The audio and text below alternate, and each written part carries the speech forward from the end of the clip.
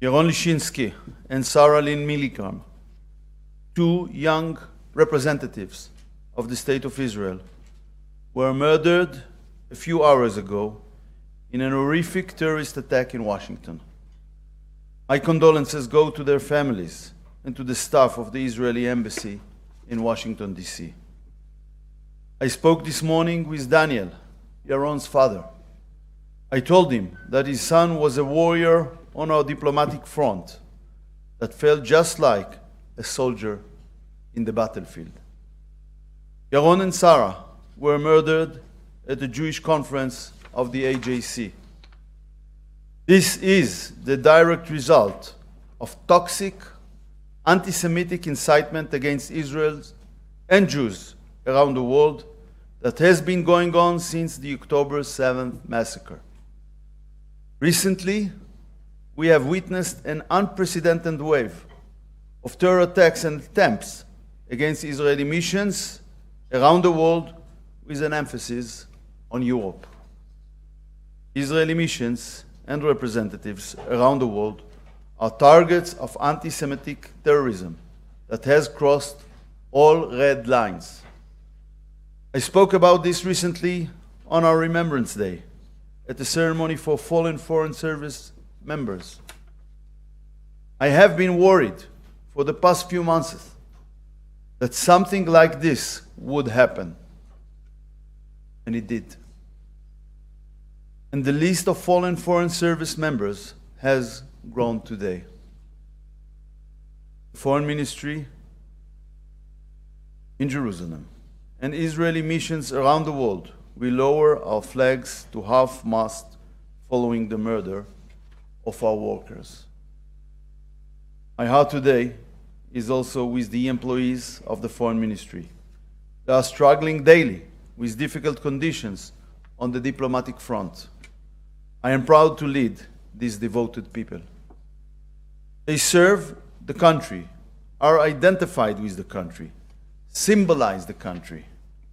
They are subjected to harsh and poisonous attacks and wars. Today, two of them were shot by a terrorist. There is a direct line connecting anti-Semitic and anti-Israeli incitement to this murder.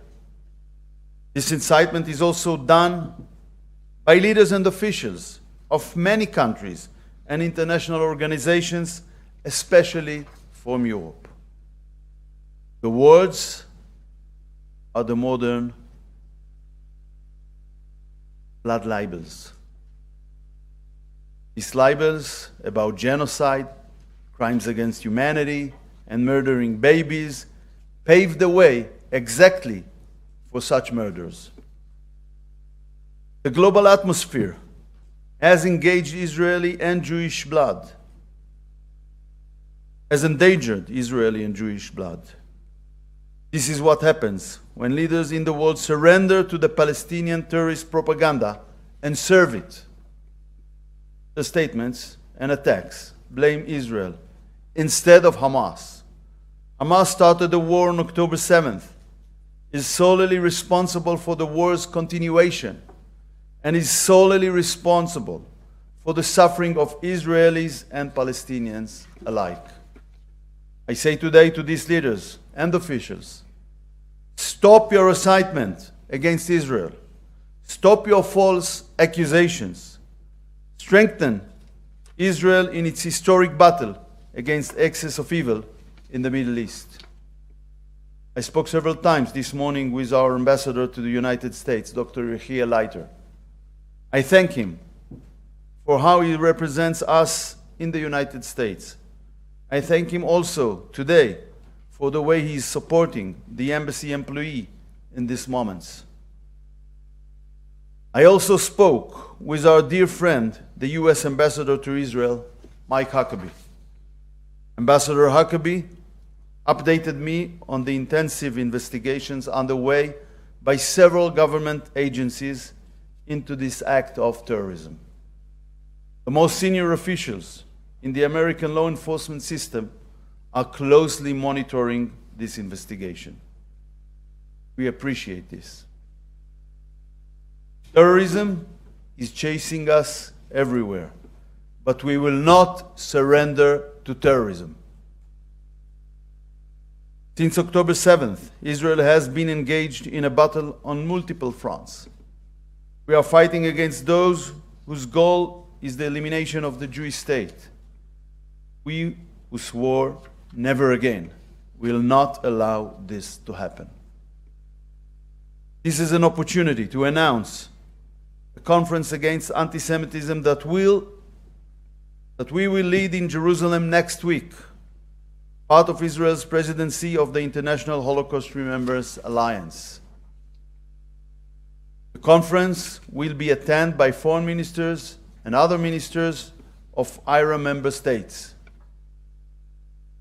It will also include envoys for combating anti-Semitism and representatives of Jewish communities from these countries.